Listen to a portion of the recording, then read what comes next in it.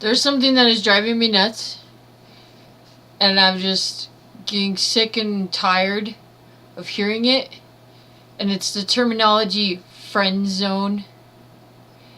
And I think it's hilarious anymore to see that people are subscribing to this idea of the friend zone, and it makes me want to smack somebody alongside the head every time I hear it.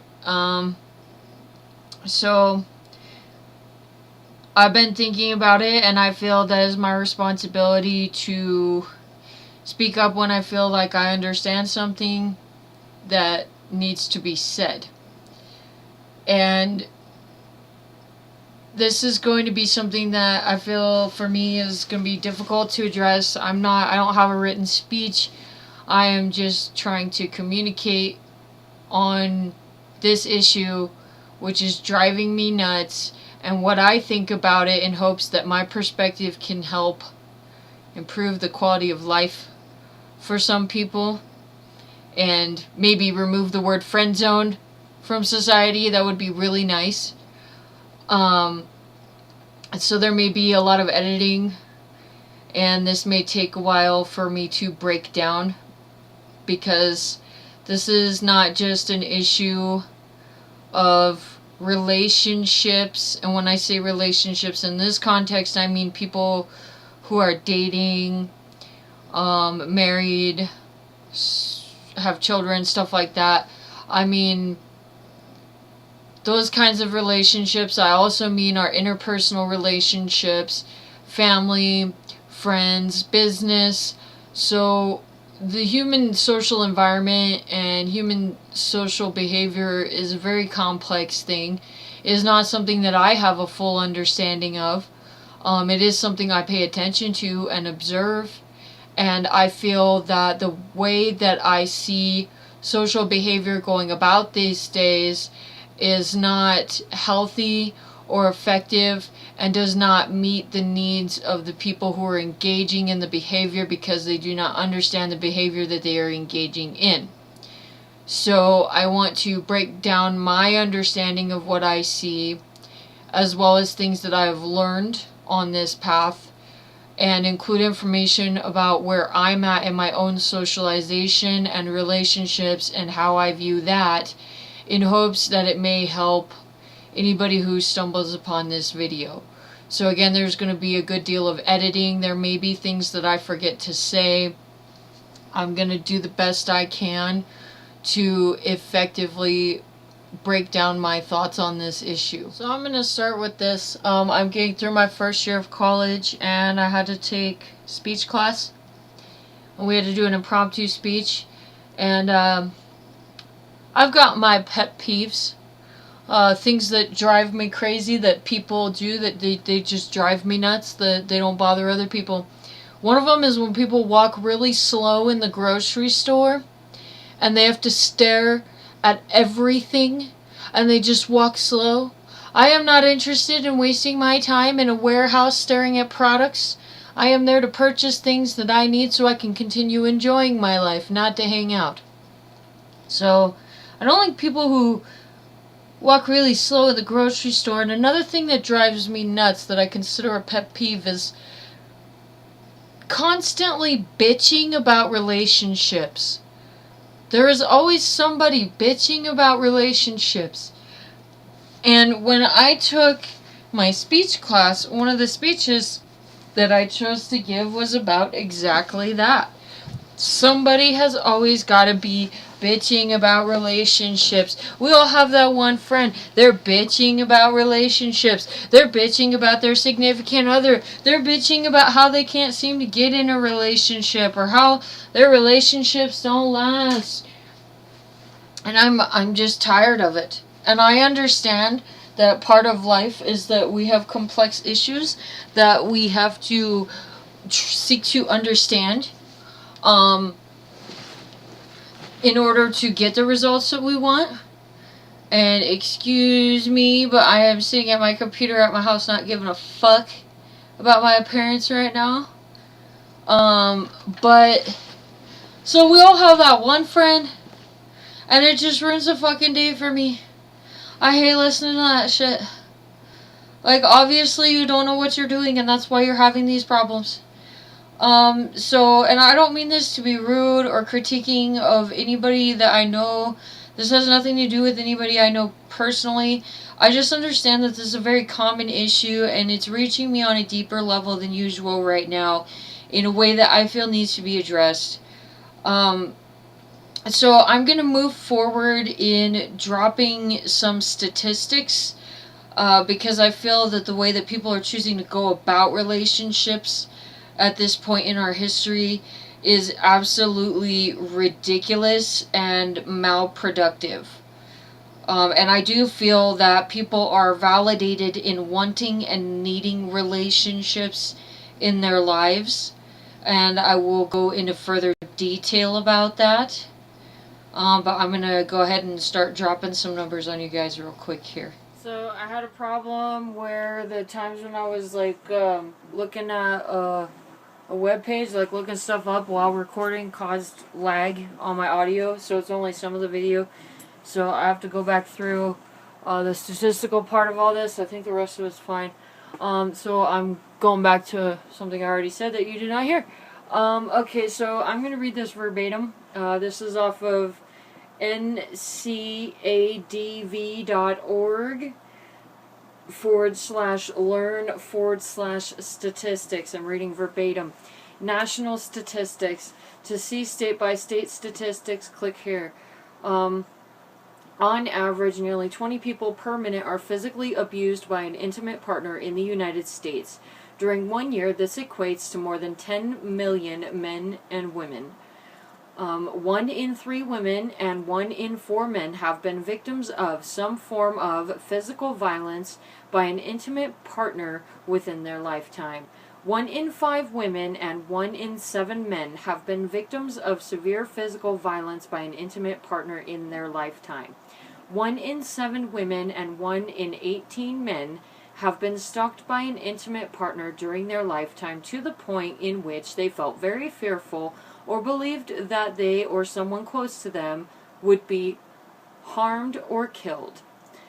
On a typical day, there are more than 20,000 phone calls placed to domestic violence hotlines nationwide. The presence of a gun in a domestic violence situation increases the risk of homicide by 500%.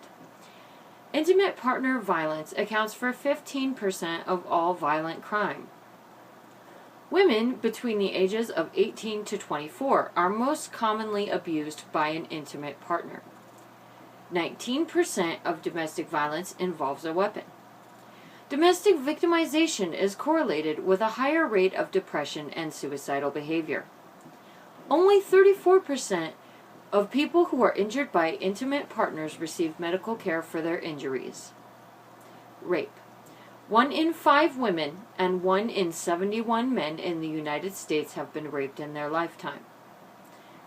Almost half of female, 46.7%, and male, 44.9%, victims of rape in the United States were raped by an acquaintance. Of these, 45.4% of female rape victims and 29% of male rape victims were raped by an intimate partner. Stalking. 19.3 million women and 5.1 million men in the United States have been stalked in their lifetime. 60.8% of female stalking victims and 43.5% of men reported being stalked by a current or former intimate partner. Homicide. A study of intimate partner homicides found that 20% of victims were not the intimate partners themselves, but family members, friends, neighbors, persons who intervened, law enforcement responders, or bystanders. 72% of all murder-suicides involve an intimate partner. 94% of the victims of these murder-suicides are female. Children and domestic violence. 1 in 15 children are exposed to intimate partner violence each year, and 90% of these children are eyewitnesses to this violence. Economic impact. Victims of intimate partner violence. Okay, this is all about money, and then there's the physical and mental impact. So you can read that on your own. I just gave you the source. So I'm going to stop here, and I'm going to go over here. Google, United States women murdered by significant other. First article that comes up is the Huffington Post. At least a third of all women murdered in the U.S. are killed by intimate partners.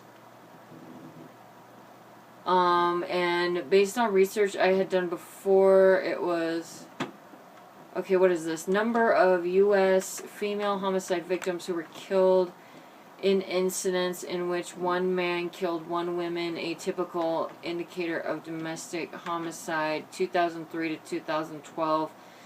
So for 2003, I have 1,817 victims. It's a chart. 2012, it's 1,706. A previous statistic that I had pulled up was 1,600 per year. So that's the number I'm going to go of women who are killed by their significant other. So now I got to review, check that other video, and give you more stats. I'll be right back. Okay, so next we're going to look at the United States divorce rate. I'm on Google.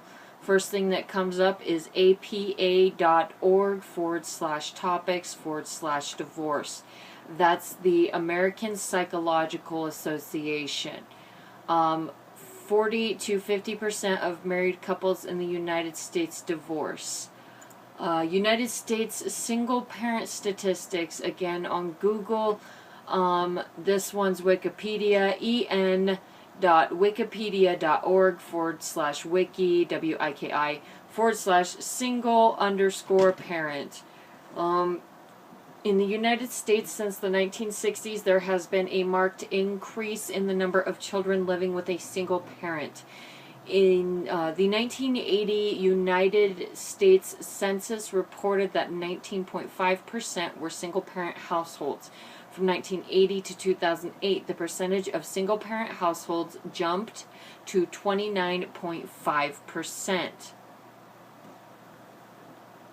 So, based on the information that I have just provided with these statistics, I feel that the amount of problems definitely signifies that what is going on in society, the social standard as to how people are choosing to go about their relationships is not working.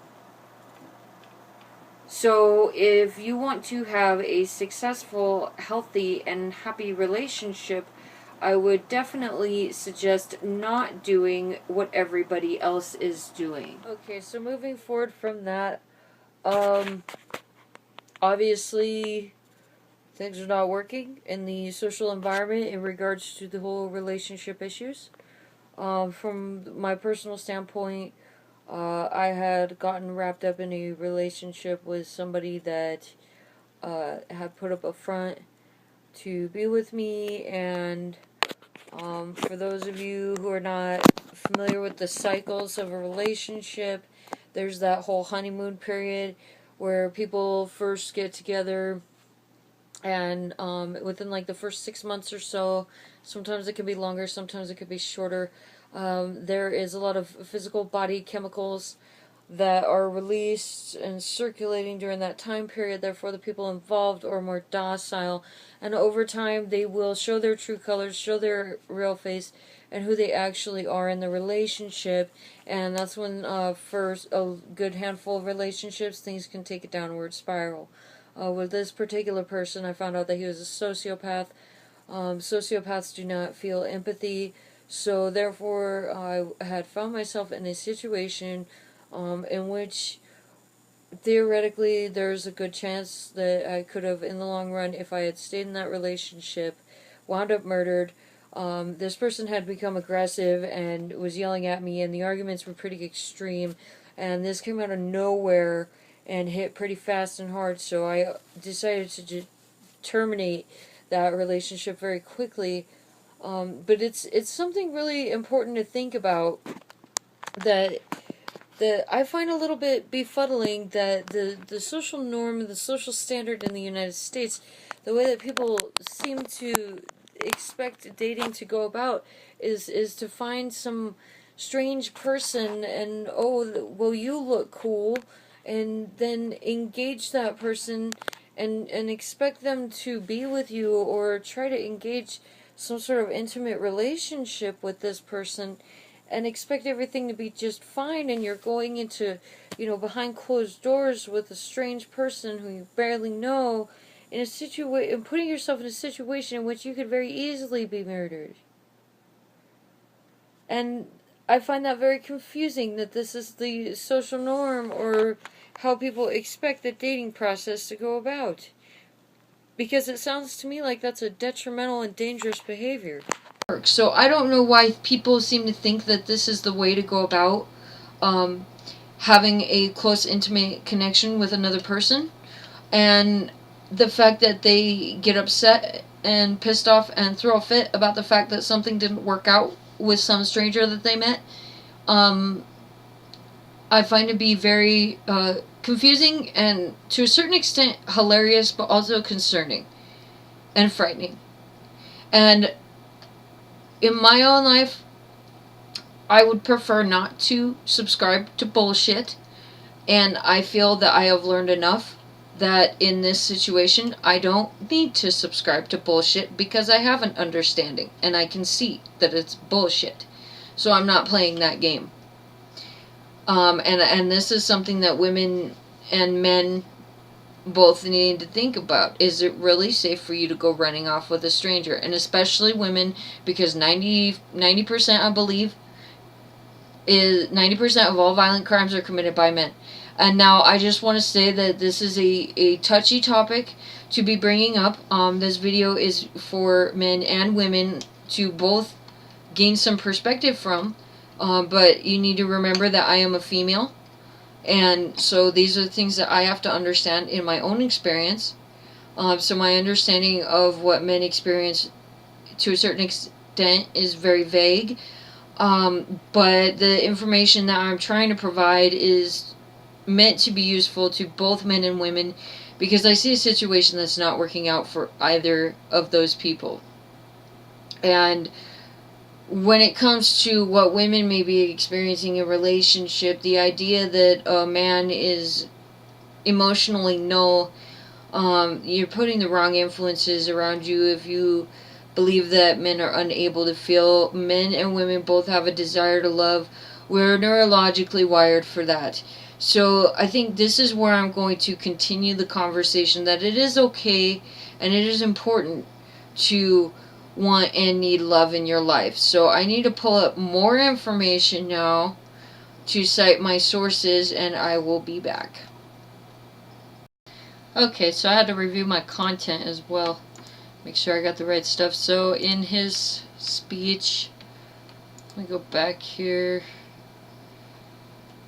In his speech titled "The Lethality of Loneliness," which was given at TEDx Des Moines, John Cacioppo, oh god, I hope I said this right, Cacioppo, discusses that our bodies have a physiological response to loneliness. So we are a social creature, and we have evolved, and we have become this way. And there's really a lot to look at. And I'm not going to go too deep into detail with all these things. I want you people to take the initiative to go out and do your own research. You know, we are born into this world, and we observe this world, and we are a part of this world. And we do not control this world, because of the fact that, you observe it and experience it should be real enough to show you that you cannot just twiddle your fingers and what you need is right there, because there is a reality revolving around the outside environment, outside of yourself. And regardless of how much you may want something to be a certain way, the fact of the matter is, it may not necessarily be that way. And no amount of wanting something to be something that it's not will make it into that thing that it's not. We have to accept reality in order to get the things that we need to live happy and fulfilled, productive lives. And if you cannot accept reality, then the consequences of that are yours to bear, and are probably most likely going to be negative consequences that will result in suffering and pain. And this is something that I want really to sink in deep with everybody, that you have to realize that you are not the almighty, all-powerful, and accept what you cannot change in order to have what you need. You just have to accept the information and learn how to use it accordingly. But back to my point about John Cacioppo and his TEDx speech, The Lethality of Loneliness. He addresses that human beings are a social creature. We have evolved that way. So over time, with the rulings of natural selection, this is just how we have become. And the unfortunate fact of the matter is that we are creatures we have a prefrontal cortex, which is this part of the brain, which controls the ability for us to have control over ourselves. So other than that, we would probably be much more animalistic and out of control. We would not be able to develop ourselves through things like science and stuff like that. It would be breed, eat, sleep, hide, things like that. But we also have the mechanisms for basic animalistic survival. And so that creates a battle in our brain between our primal instinct and our ability to judge situations and act accordingly. And in the world that we live in the times that we live in, it is better or more effective to act accordingly with the situations that we are presented. So you need to be using your prefrontal cortex. But when we understand that we have this battle going on within ourselves, we're able to do something about it and seek self-mastery in order to control our deficits. So the simple fact of the matter is that we are a social species. It has taken hundreds and hundreds of years for us to become how we are, and that development which has come over time cannot simply be erased. So we must deal with that.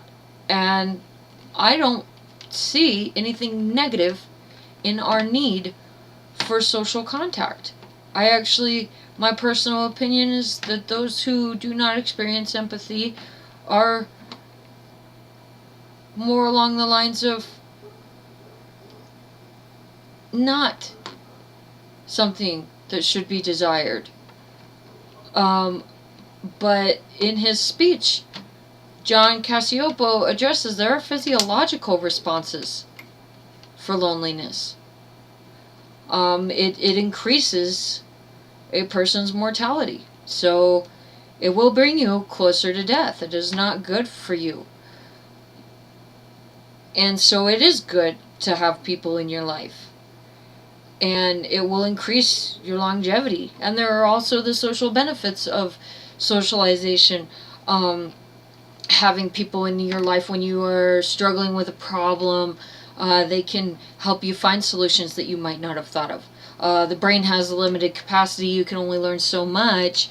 But when you take two people who are learning different things and they associate with each other, they can create a greater thing based on their knowledge and putting it together. Because though each of them has limits, they can achieve something greater by breaching the boundaries of those limits. Financial security, in the business environment, when you get people putting their ideas together, that's part of why the American economy still continues to thrive, even though we have a lack of production, which I do believe is an issue that needs to change, but that is for a different debate. There is a lot that can come out of social interaction. That's how we have families, and it is a good feeling for people who are not psychopathic to have people around in their lives. There's a reason why we feel loneliness. It's detrimental. There are also risks of socialization that need to be understood, because social relationships can be detrimental. So you need to be educated and careful in your conduct if you are to be effective and be happy.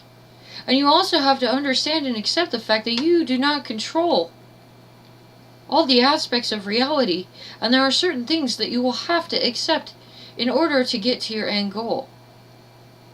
So I need to pull up more information. Oh no, it's the Ash-Solomon experiment would be an example of social detriment.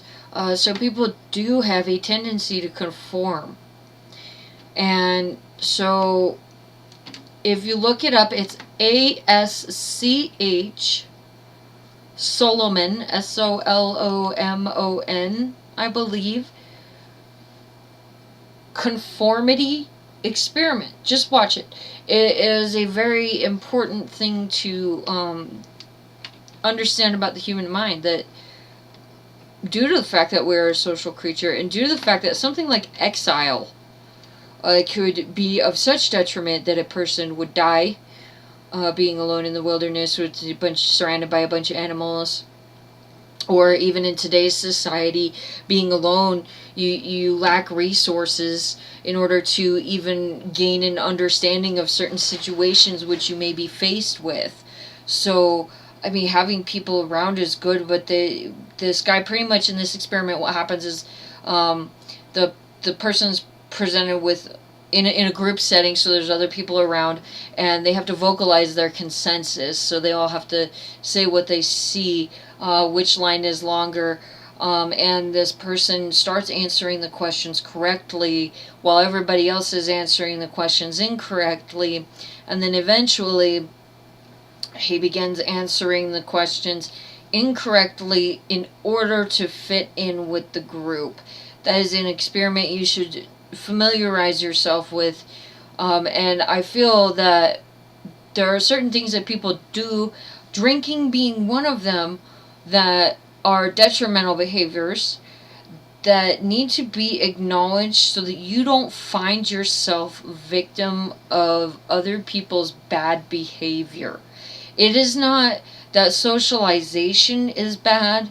It is not that relationships are bad. It is not that men are bad. It is not that women are bad. It is that the particular people that you choose to put yourself around as a result of your educational background and understanding and willingness to understand yourself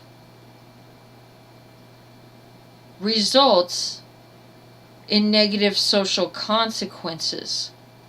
It is not that there is not good people out there. It is not that girls love to get with barbarians and leave all the good guys standing on the sidelines. It is not that men cannot feel and just use women.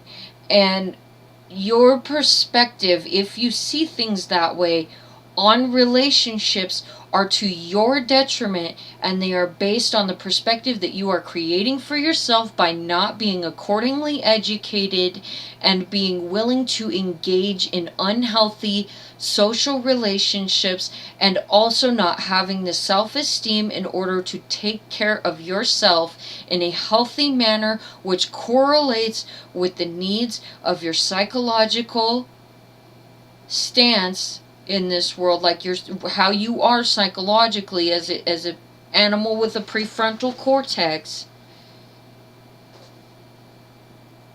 It is your responsibility.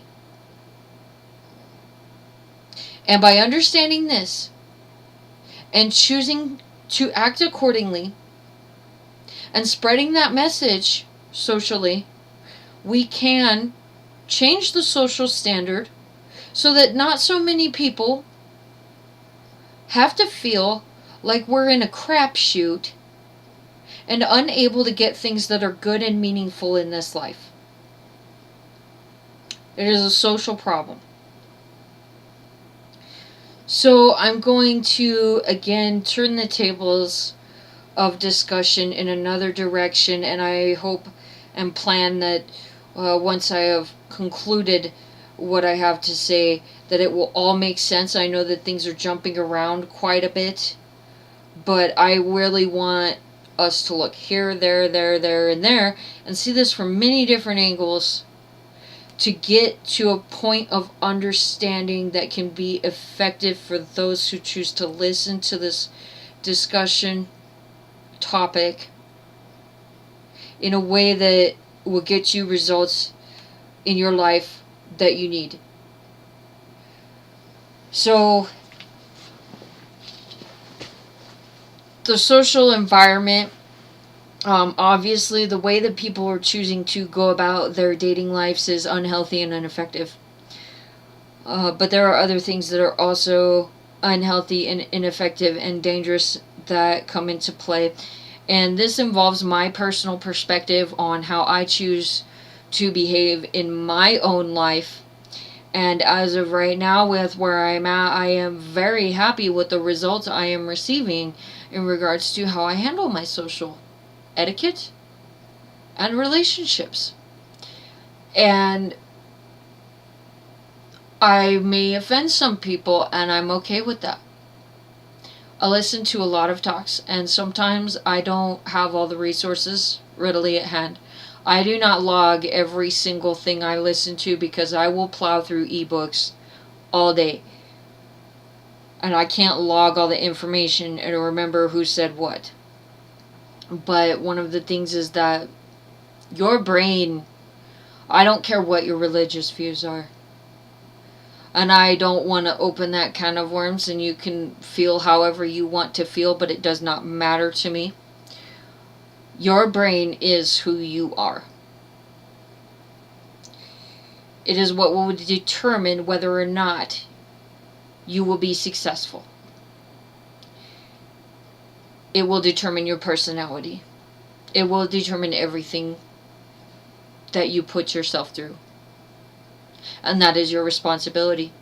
Because you are you.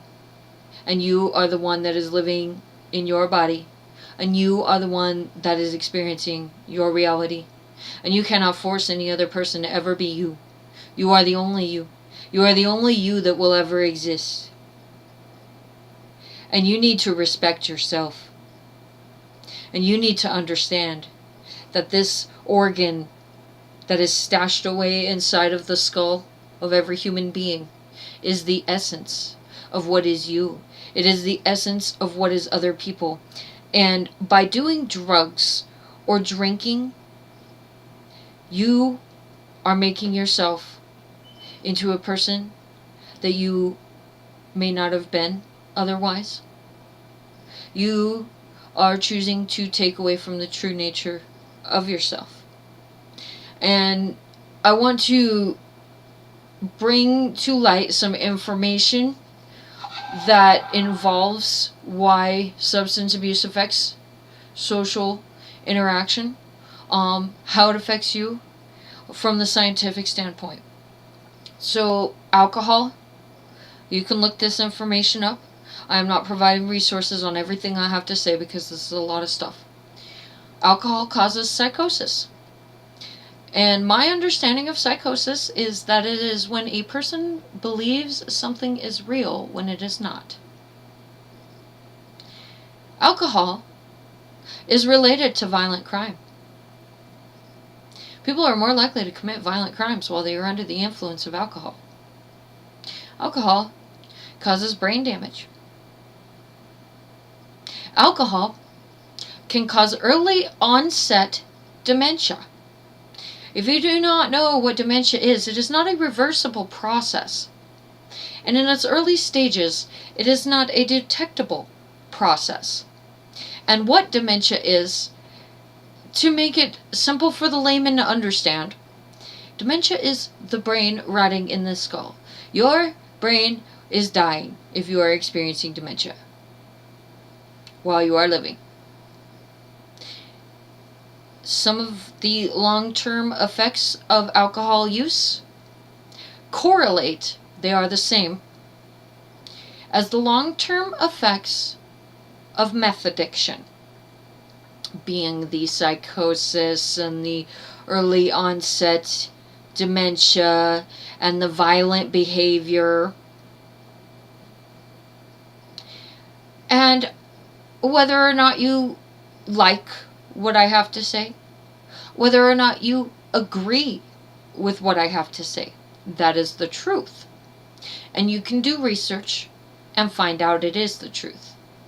And if you want to deny that it is the truth, what you are doing is you are choosing to be ignorant and therefore choosing not to be effective in reality because you are choosing to ignore reality, and therefore the consequences will be yours to deal with. And if the consequences make you unhappy, that is your own problem. And that is something that I find amusing to witness in my life when people have information they need and choose to neglect it.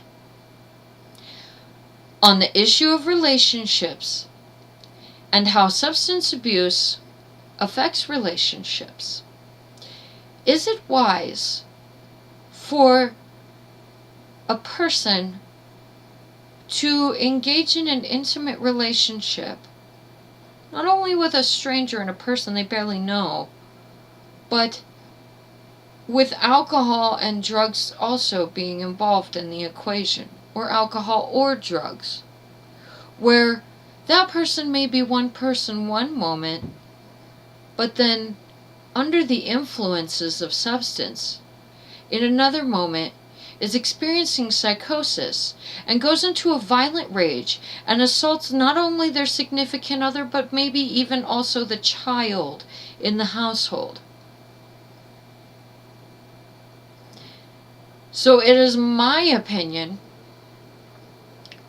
that in order to have a healthy and happy relationship, I do not need to be with a person who has a personality disorder,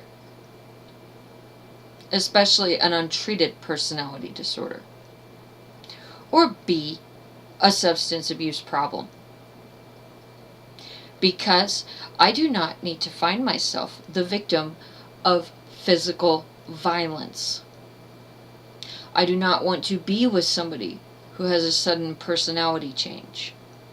And I also find that when I choose to communicate with people who have these problems, there is a serious limitation to their understanding and acceptance of reality. The things that lead people to abuse substances are notable for behaviors that will also cause a relationship to fail. Because a person chooses, typically, it is noted in science that a lot of times there's predisposed psychological conditions which cause people to self-medicate with substances. It could be from a bad family background. It could be from a mental illness, which I've said before that untreated mental illness is a very big problem, that they are not receiving appropriate medication for, i.e. they have a deficit in the structural portions of their brain that is literally, it is not coherently assembled, and that is the way it is, and therefore they need medication and are medicating with something that is not effective to that problem. These are people you do not want around you. Personality disorders, psychopathy. You really don't want to find yourself dating a psychopath. 1 in 100 people have psychopathy. Psychopaths are typically the ones who commit murder. So your chances of running into a psychopath are good if it's 1 out of every 100 people. And it makes me think about looking at statistics. That's 1%. But when you put it in that other context, it surely changes how you see it.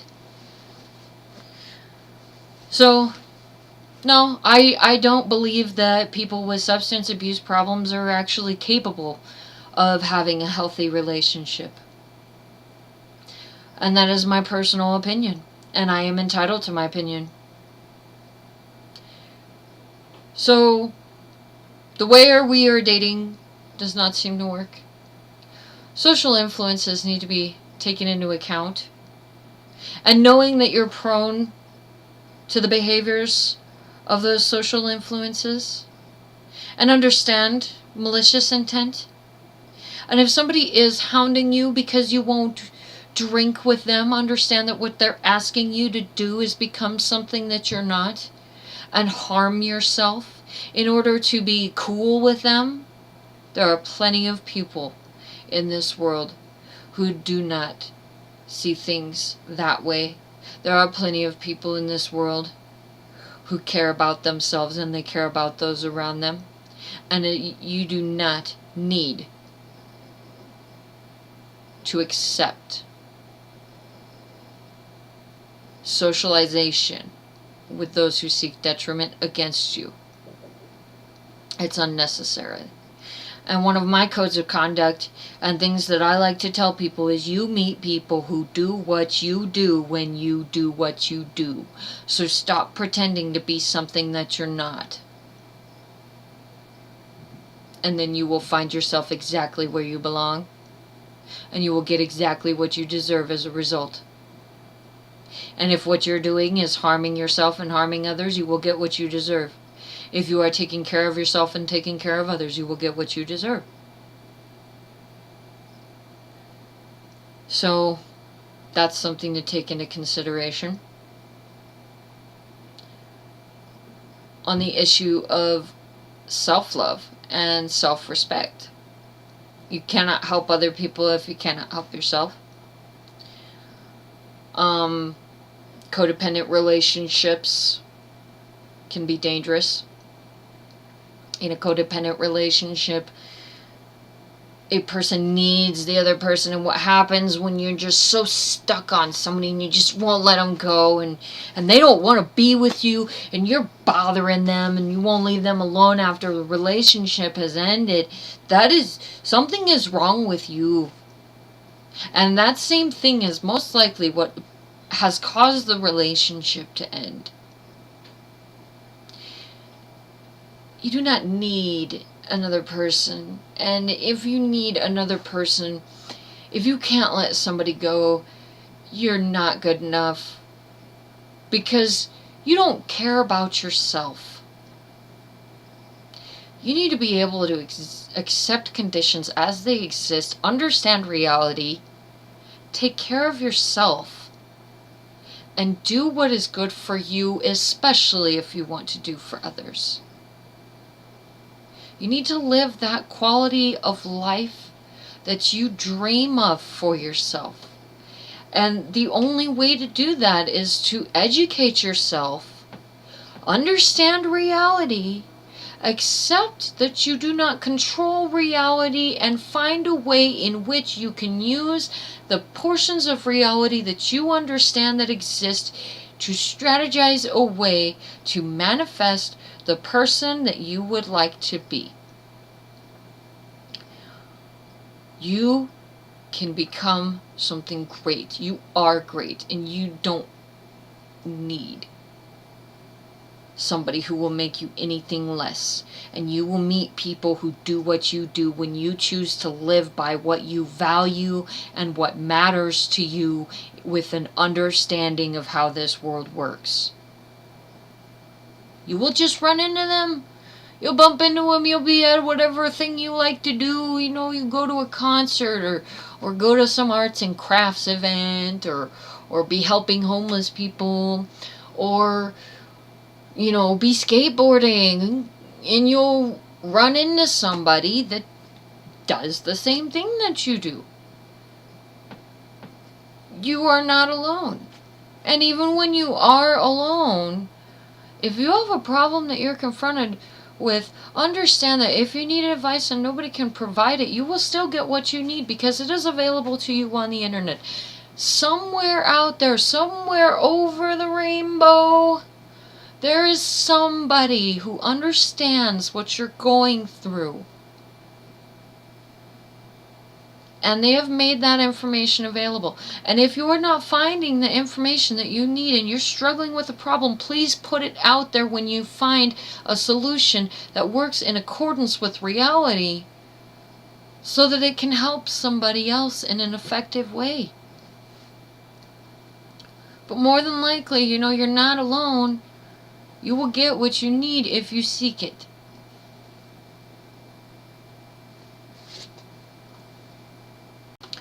So I think now I want to move into the issue of self-respect. I'm going to start with Facebook.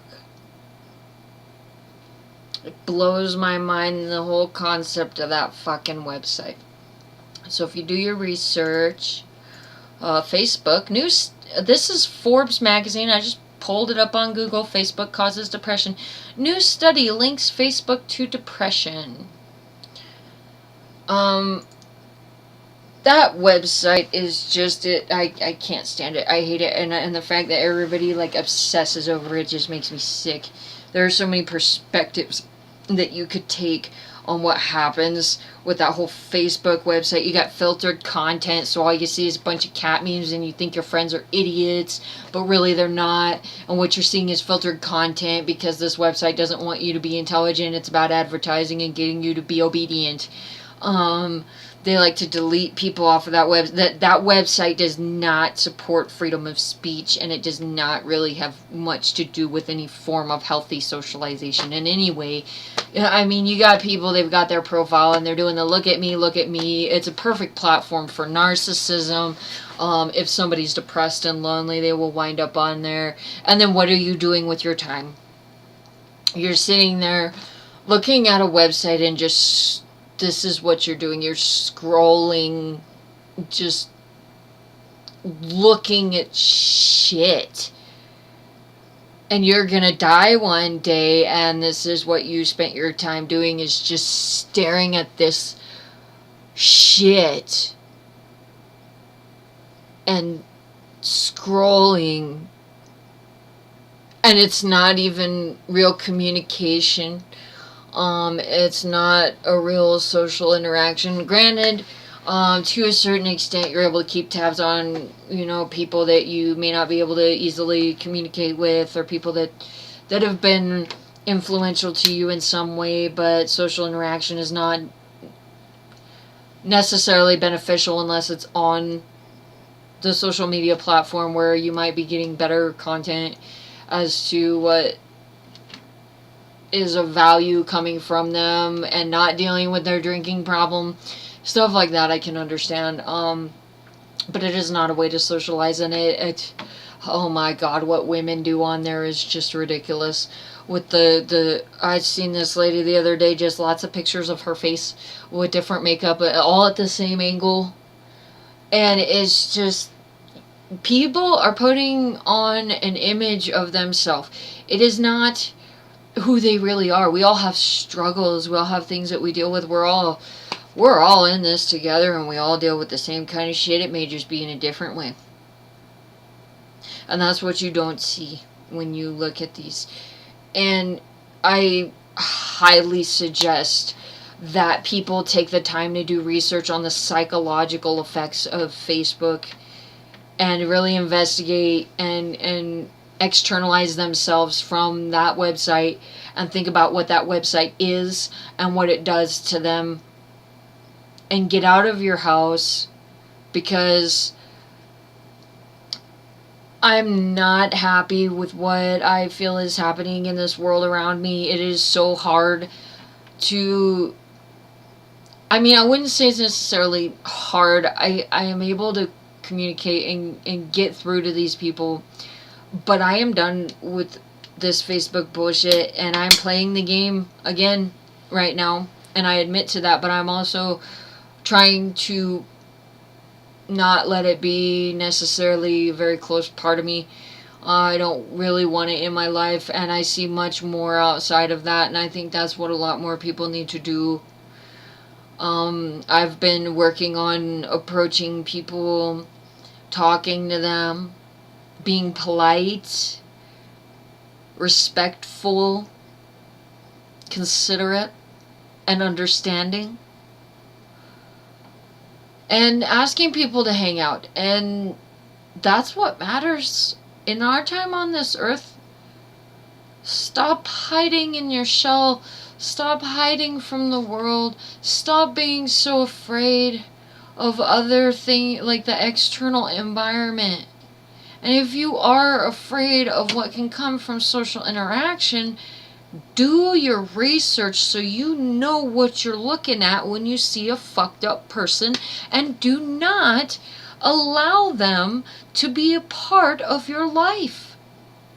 And in having enough self-respect to omit negative influences from your life and still be a positive and embracing person, you are discouraging the negative behavior in our society and encouraging the positive behavior by giving reward to those who behave in a healthy manner and blatantly making those who are disrespectful and maltreating aware of their behavior and letting them know that their shit's not gonna fly in your house. So look at my other video. It's encountering negative people, chronic complainers, and malcontents. That'll give you an idea of gauging negative social influences. But the way that people are choosing to go about socializing is just ridiculous right now. This whole online thing and screening and all that. I mean, if you just have an understanding of the world that you're living in, and that means being honest with yourself to know what causes psychotic bullshit, you should be fine reaching out to others, and it'll be a very enriching experience. And the internet is a shithole where your expectations go way above where they should be as far as what you want out of other people and how you see yourself and other people. So do research on that. Do research on Facebook, social networks. Look at the lethality of loneliness, that TED speech. These are things that would be great, like, useful. And try to understand your own mind. So as far as relationships go, another thing I see is you get a person who gets with another person and they try to treat them like a pet. Oh God, I have not allowed myself to really be the victim of this, but I can see that some men are used to this is how their relationships work. They like to get with the pretty girl who puts on all this fucking shit on her face but has no identity, and will follow around a guy like a lost puppy dog. And with those kind of women, that is somebody who will go through a midlife crisis when they start aging. So that is not the basis for a healthy relationship. And men will have to deal with the consequences of how they choose to engage their relationships in that context. Another informative statistical information women and men are biologically wired differently. And if you are looking for a relationship with another person, you need to understand this. Women, when they talk about a problem, typically, um, based on what I've read on are from men are from Mars, women are from Venus. I find it to be, to an extent, confirming that women will seek out discussion in regards to problems they're having, because they need to vent. And I mean, even venting, you'll hear stuff that is, like, useful, but they're not necessarily looking for, somebody who's going to jump right on and trying to find solutions to their problems. Sometimes they just want somebody to listen. Whereas, like, typically with men, they will, more than likely, if they're bringing up a problem, want advice. So then, if a woman is doing what is commonly known as bitching, um, it's likely that it's not going to be effective for a man to just start offering solutions and try to get the woman to stop. And it is counterintuitive for a man. But that's what the woman needs. And you can't just take another human being and put them into your life and treat them like you just found a puppy dog on the street. That does not work. That does not work. And this is what part of what my speech was about in speech class, that you need to understand that we are different, and you two will never be the same person. You're two separate people. And also biologically wired different. And there are certain aspects of feminine and masculine that may, weigh out differently depending on the specific person that you're dealing with. But people that just dive into relationships with these strangers, and they just expect it to be this magical fairy tale shit. And you have to understand that you need to understand relationships if you want a relationship to work. And there's this relationship coach I like to listen to sometimes. I don't agree with everything he has to say. I don't have to agree with what everything these people have to say, is just because they're trying to give me information. But one of the things that he said was that, like, 90% of all relationship material, books, audiobook, helpful relationship material, is consumed by women. So how would a man expect to have a functional relationship if he does not understand what a relationship is? There is relationship dynamics. It doesn't matter if you like that or not.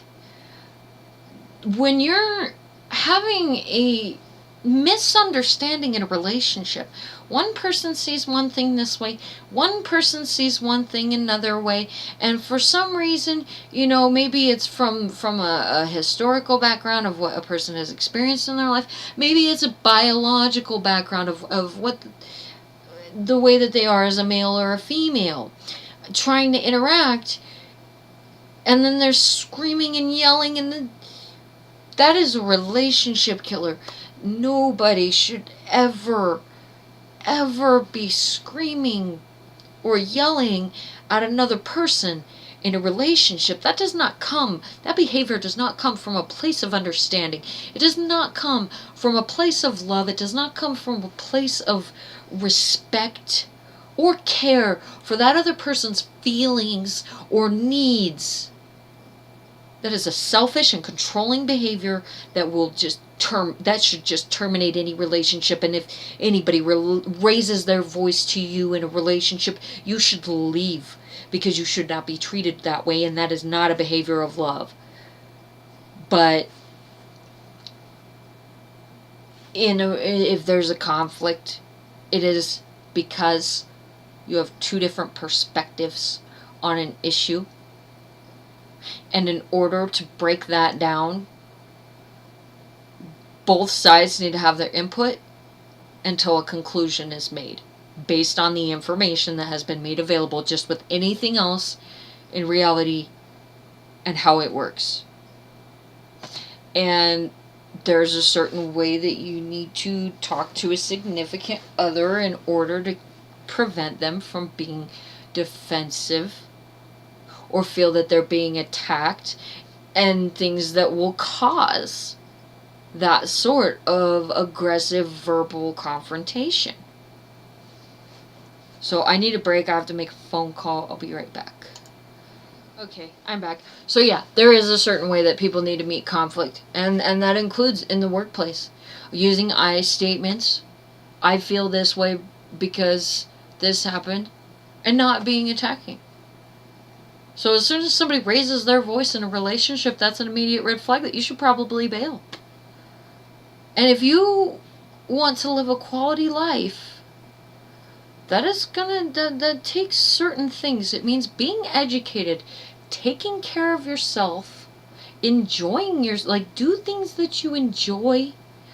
Just you do you be you, and you'll get what you need. But you need to be smart and think about what you're doing, and think about what you're doing to yourself, and think about what you're doing to the people around you. It's not bad to want love. Men want love. Women want love. They need it. It's normal. But you can't just mistreat each other. You can't just mistreat other people. You can't just mistreat yourself and expect it to work out just hunky-dory and you're just going to get what you want because the whole world should kiss your ass.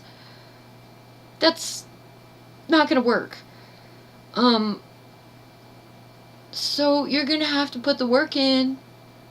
Nothing of value is gained through sitting in line, sitting on your ass, expecting some fucking slave to bring you grapes on a silver platter. You're not the emperor. I'm sorry. That's just how it works.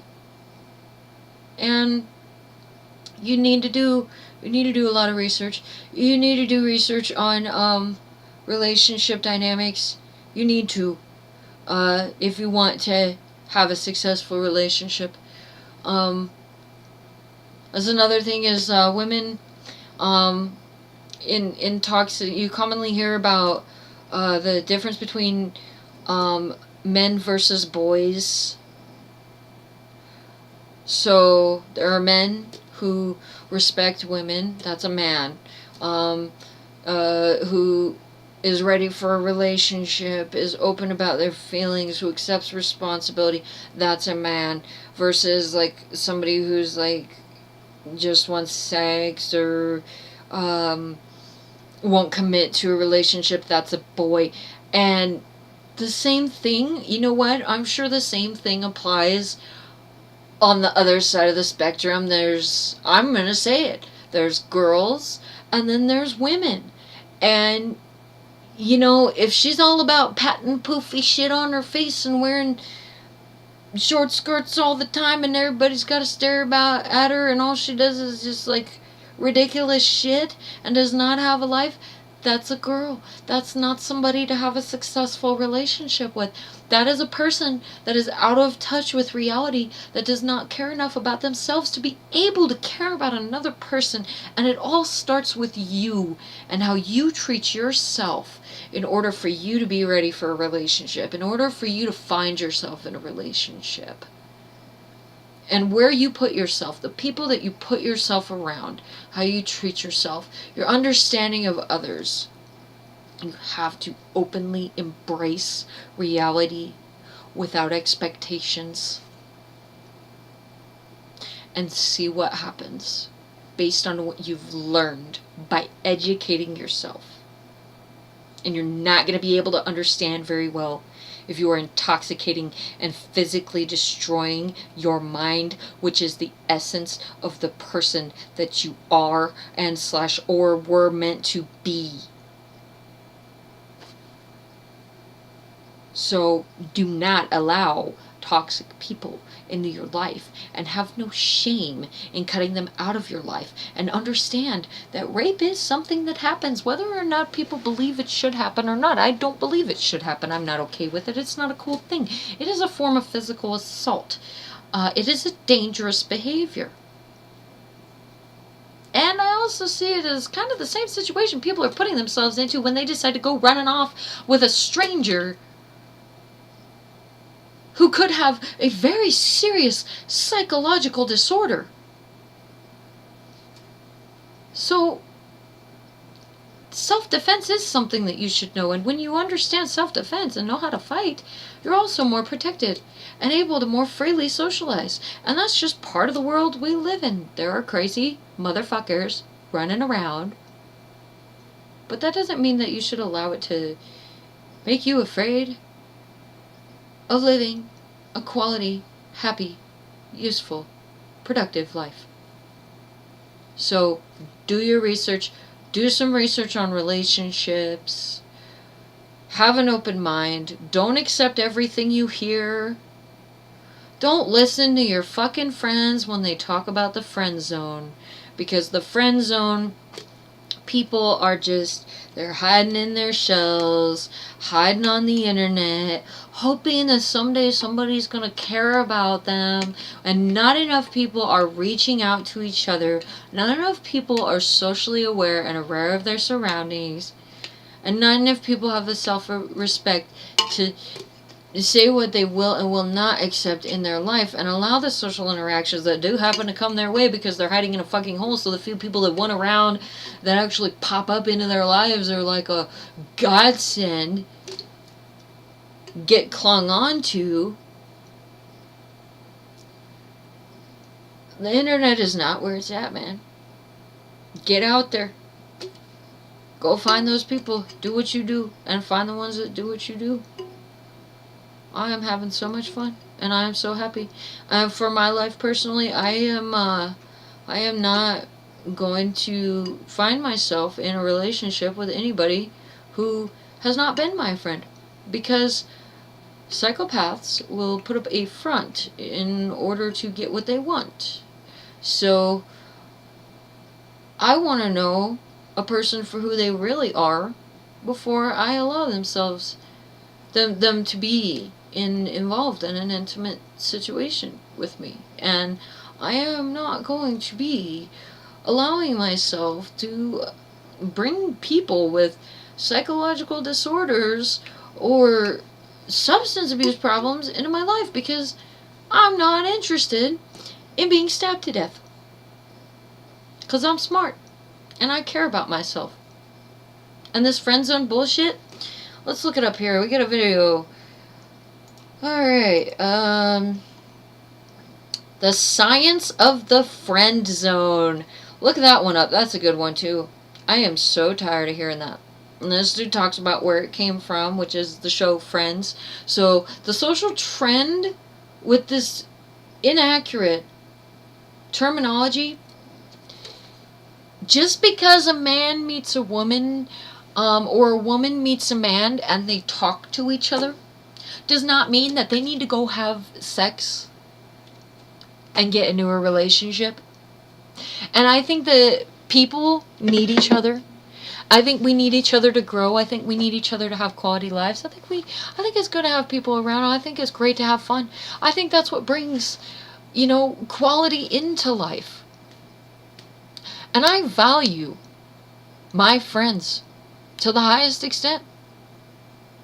My buddy shared some music with me the other day. I greatly appreciated that. That's something I wouldn't have found on my own. And it was nice. And I enjoyed that. And that enhanced my quality of life. And I appreciate what the people in my life bring to me. And there is nothing wrong with being someone's friend.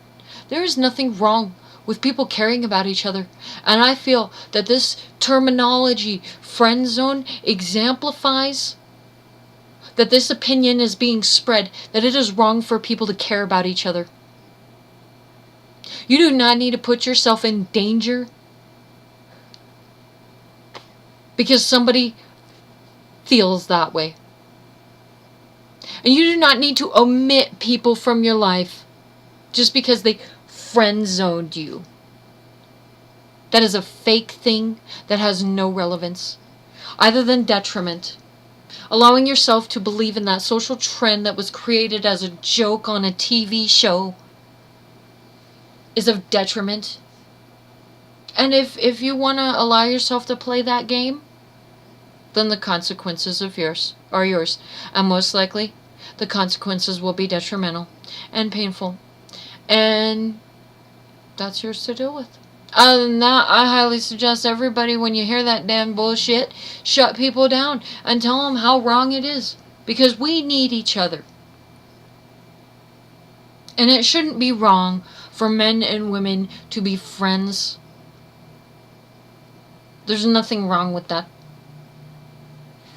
And honestly, if you do your research, the basis, the foundation of a healthy relationship starts with friendship. So any person who believes in the friend zone does not believe in a healthy relationship, because they don't understand what that foundation is built upon. And I don't care what I see around me, whatever the hell y'all crazy people want to do, I am being met with receptivity towards how I feel, how I'm approaching my relationships in my life. People are accepting and understanding of it. And I am happy. And I will find what I need. And when I find that person, I will know. And then that way, too, with this, they gotta be my friend first. And then that way, I get to see that person's true colors. And know that I'm not wasting the time that I could have spent with somebody else in a relationship with somebody that's gonna stab me to death. So I get to see how these people handle problems when they come up in their lives, how they see things. I get to know them on a deeper level before I'm gonna make that decision. Because I do believe in a lasting, healthy, happy, meaningful relationship that will add value to my life even in my older age. So if you don't believe in that, that's you. But I believe in that, and I think it's valuable. And that's my opinion. And that's it.